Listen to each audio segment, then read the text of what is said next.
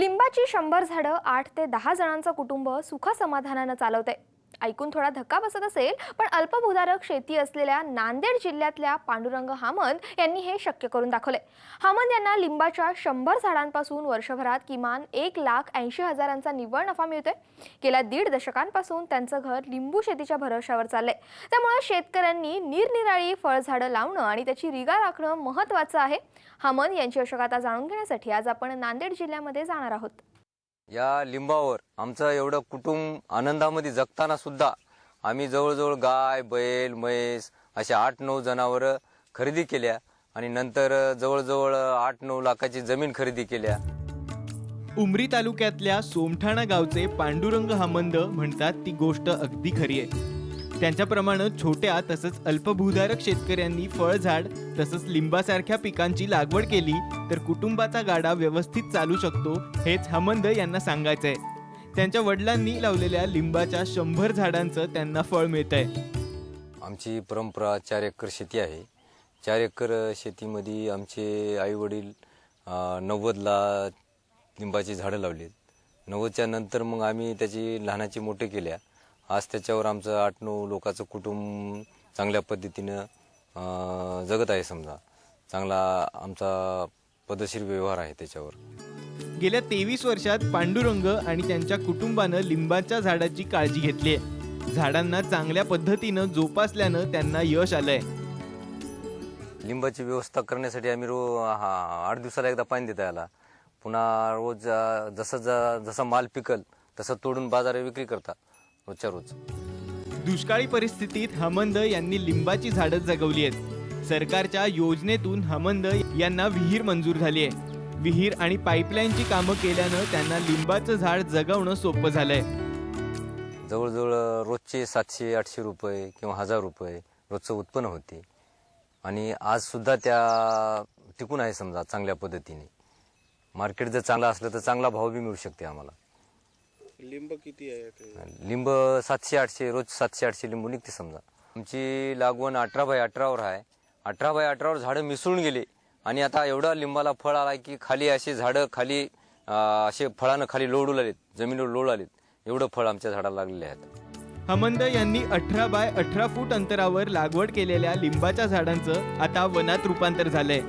लिंबापासून त्यांना आज दररोज किमान 1,000 रुपयांचं उत्पन्न मिळतं. विशेष म्हणजे खत किंवा फवारण्यांवर त्यांचा अतिशय कमी खर्च येतोय.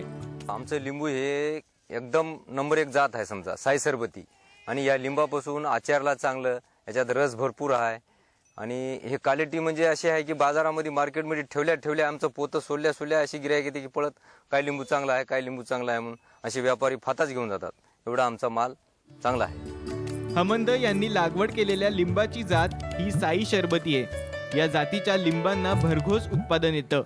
तसंच बाजारात हामंद यांच्याकडील लिंबांना चांगली मागणी देखील आहे. एका झाडाला कमीत कमी 1000, 2500, 2000, 2500 असं फळ येते. वर्षामध्ये 2दा फळ येते. दोन्ही वेळेस म्हणलं तर कमीत कमी 4000 कमीत कमी त्याचं ॲव्हरेज येते समजा लिंबाचं. हामंद हे लिंबाची विक्री कुठल्याही दलालामार्फत न करता स्वतः किंवा आपल्या मुलाला घेऊन करतात. नांदेड जिल्ह्यातल्या उमरी, बिलोली, हिमायतनगर, भोकर इथल्या बाजारांमध्ये ते लिंबाची विक्री करतात. मार्केट जे आहे समजा लिंबाचं आम्ही स्वतः बाजारात दलालामार्फत विकू शकणार. स्वतः मी बसून विकतो आणि दर बाजारी आमचे बाजार ठरलेले आहे. समजा शुक्रवारी कोंडलवाडी, शनिवारी साटापूर, रविवारी मुदखेड, सोमवारी मैसा अशा दिवसाचे बाजार आमचे ठरलेले आहेत. आणि एखादी माल जर आमचा जास्त निघाला तर मी माझ्या स्वतः मुलाला सोबत घेऊन जाऊन बसून विक्री करू शकतो आम्ही दोघं बाप. मार्केट जर चांगलं असलं तर 1500, 1500, 1400, 1500 रुपये रोज आम्हाला उत्पन्न होते. आणि आता या रसवंतीमुळं आता तर सध्या मार्केट टाईट आहे. लिंबाच्या शेतीतून त्यांना वार्षिक 2 लाखांचं उत्पन्न मिळतंय. तर 20,000 रुपयांचा व्यवस्थापन खर्च वगळता किमान 1,80,000 रुपयांचा त्यांना नफा मिळतोय. जवळजवळ या 60 झाडामध्ये वर्षाच्या काठी 2 लाखाचं उत्पन्न आहे. या 2 लाखामध्ये आमचं खर्च जास्तीत जास्त औषधाचं फवारणीचं लयच तर 5-10 हजार रुपये खर्च होते. आणि बाकीचं जे खर्च आहे आम्ही सगळं घरचं कुटुंब आम्ही सगळं याच्यातच राबता. आम्ही बाहेरला माणूस कोणी लावणार, स्वतः मेहनत घेता. त्याच्यामुळं आम्हाला जवळ 1,80,000 रुपये बचत होऊ शकतात. लिंबाच्या पिकामुळे 8 ते 10 सदस्यांच्या कुटुंबाचा उदरनिर्वाह करणं सोपं झालंय. सिंचनासाठी विहीर खोदणं, गावात शेती विकत घेणं तसंच चांगलं जीवनमान जगण्यात या कुटुंबाला लिंबाच्या पिकानं उभारी दिली आहे. या लिंबावर आमचा एवढा उलाढाल होते की लईच नंबर 1चं लिंबू हे फळ चांगलं आहे.